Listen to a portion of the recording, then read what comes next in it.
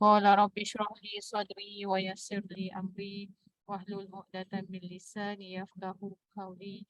Subhanaka la ilma lana illa ma 'allamtana innaka antal alimul hakim. Wala haula wala quwata illa billahil aliyyil azim. Allahumma salli ala sayyidina Muhammad al-fatihi lima ughliqa wal khatimi lima sabaqa nasiril haqq bil haqq والهادي إلى صراطك المستقيم وعلى آله حق قدره ومقداره العظيم. أعوذ بالله من الشيطان الرجيم. بسم الله الرحمن الرحيم. بسم الله رب العظيم ورسول الكريم والملائكة المقربين. الصلاة والسلام عليك يا سيدي يا رسول الله. خذ بيدي قالت هلتي أدركني. لا إله إلا الله وحده لا شريك له له الملك وهو على كل شيء قدير. اللهم صل على سيدنا محمد وعلى آل سيدنا محمد أما بعد. InsyaAllah sebelum kita teruskan untuk selawat kita, maka insyaAllah saya akan sambung sedikit biografi baginda Rasulullah sallallahu alaihi wasallam. Dalam kejayaan baginda Nabi kita sallallahu alaihi wasallam membina negara Islam dan keberkesanan piagam Madinah. Seperti mana kita tahu, hijrah Rasulullah sallallahu alaihi wasallam dan Abu Bakar As-Siddiq bermula pada 20 Jun 622 Masihi. Maka terbinalah satu piagam Madinah yang telah digubal sepenuhnya oleh baginda Nabi kita sallallahu alaihi wasallam pada tahun 622 Masihi bersamaan dengan tahun pertama hijrah. Yang merupakan piagam ini bertulis. Yang pertama di dunia, piagam ini ada berapa fasal? Dia ada lebih kurang 47 fasal dan dipecahkan kepada, dalam 47 tu dia pecah pada dua. Dua yang pertama, 23 fasal piagam tersebut membicarakan tentang hubungan antara umat Islam sesama umat Islam yang lain. Di antaranya adalah antara Ansar dan Muhajirin. Dan yang kedua, dia pecah pada 23. 24 fasal lagi adalah membicarakan tentang hubungan umat Islam dengan umat bukan Islam, iaitu kaum Yahudi. Maka kita tengok keadaan Madinah sebelum Rasulullah SAW berhijrah. Sebelum Nabi kita berhijrah ni, nama Madinah ini dikenali sebagai Yathrib. Maka penduduknya terbilang kepada dua golongan. Pertama, bangsa Arab. Kedua, bangsa Yahudi. Bangsa Arab ini, dia pecah kepada kaum Aus dan Khazraj yang berasal daripada Yaman. Lepas tu, bangsa Arab ini pula, dia ini menganut pelbagai kepercayaan. Hatta mereka ini mempunyai kepakaran dalam bidang pertanian dan juga bidang peternakan. Kerja mereka ini berperang dan juga bermusuhan.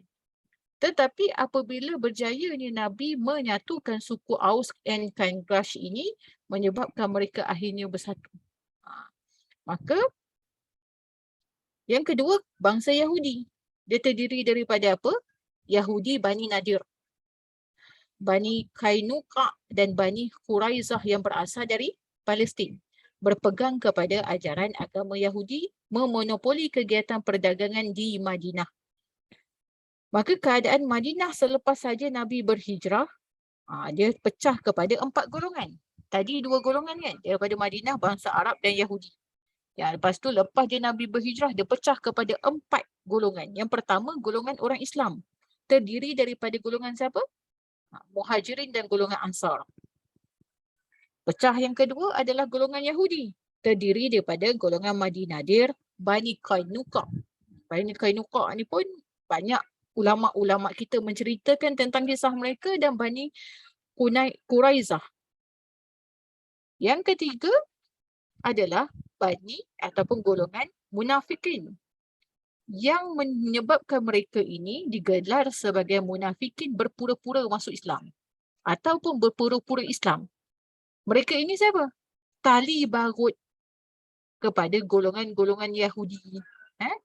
Ketua mereka adalah Abdullah bin Ubay bin Salul. Ini ketua mereka, golongan munafikin. Adakah Rasulullah tidak tahu golongan munafik ini berada dalam golongan Rasulullah? Rasulullah tahu. Kalau kita Mau kita perambat keluar kan mereka ini, tapi Rasulullah tetap biarkan. Dan golongan keempat adalah musyrikin Madinah, golongan yang masih berpegang kepada golongan-golongan ataupun kepercayaan jahiliyah. Maka langkah pertama yang Nabi buat, Nabi ini bina satu masjid tempat orang Islam beribadat dan tempat Rasulullah menyampaikan ajaran Islam serta pentadbiran baginda Rasulullah. Tempat pertama sebelum pembinaan piagam Madinah. Piagam Madinah ini adalah dipanggil macam piagam lah yang secara bertulis. Mula-mula Nabi buat apa? Nabi buat masjid dulu.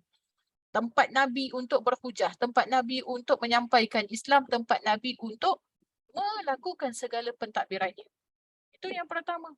Yang kedua, Nabi buat apa? Nabi ini mengikatkan tali persaudaraan di kalangan golongan yang suka berperang ni. Iaitu kaum Ansar dan Muhajirin. Sebab apa? Apabila bersatu, wujudlah persamaan untuk membantu kaum Muhajirin memulakan kehidupan mereka dalam pertolongan kepada golongan kaum Ansar. Maka langkah yang ketiga, mengadakan perjanjian dengan orang Yahudi supaya sama-sama mempertahankan Madinah daripada ancaman luar. Maka Nabi Muhammad ini menjadi ketua negara ketika itu untuk semua penduduk Madinah dan segala pertelingkahan hendaklah merujuk kepada baginda Nabi Muhammad sallallahu alaihi wasallam. Semua penduduk Madinah di tengah bermusuhan atau menanam hasad dengki sesama sendiri. Sebaliknya mereka hendaklah bersatu dalam satu bangsa iaitu dipanggil bangsa Madinah. Semua penduduk Madinah bebas mengamalkan adat istiadat upacara keagamaan masing-masing. Semua penduduk Madinah hendaklah bekerjasama dalam masalah ekonomi dan mempertahankan kota Madinah daripada segala serangan musuh dari luar Madinah. Keselamatan orang Yahudi adalah terjamin selagi mereka taat kepada perjanjian yang tercatat dalam piagam tersebut. Tetapi akhirnya mereka apa? Mereka engkar. Adalah banyak tujuan-tujuan dan biasalah seperti biasa. Pertama ada tujuan, yang kedua mestilah ada visi dan misi. Apakah prinsip-prinsip mereka? Mereka mewujudkan lebih kurang 43 fasal dalam membawakan tentang piagam Madinah.